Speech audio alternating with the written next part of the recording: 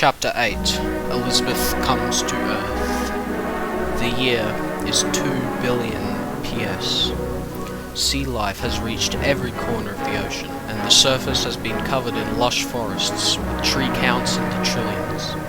Elizabeth, who had been floating around in space, contemplating life, arrives near Earth. She was fascinated by this strange planet, and decided to get a closer look.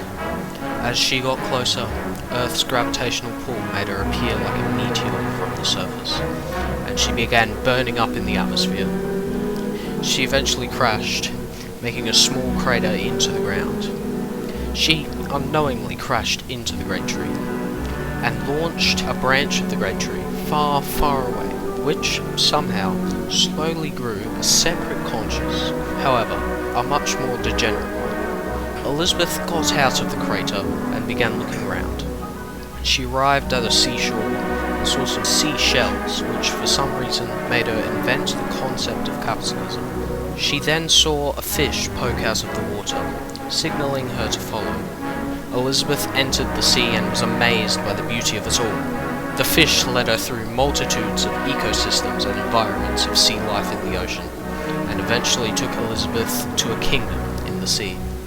Elizabeth entered the castle, and in she found the Holy Salmon, who had been chilling for hundreds of millions of years.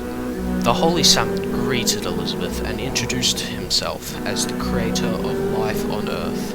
Elizabeth said she would stay here on Earth, and asked if they would ever go to the surface. The Holy Salmon told Elizabeth about the tree war, and how land and sea have been separated for over 1 billion years. Elizabeth thought that a lot can change in that time, and perhaps it was time to unite the two planes.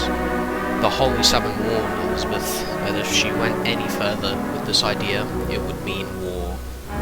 Elizabeth ignored the Holy Salmon's warning and swam away back to the surface.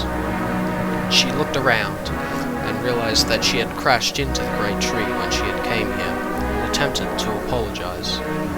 The great tree told Elizabeth that no apology was needed, and how he understood that it was a simple accident.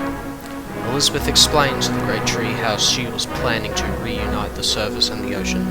However, the great tree warned Elizabeth of the unwanted consequences of such a revolution, and how the Holy Salmon would not go down without a fight.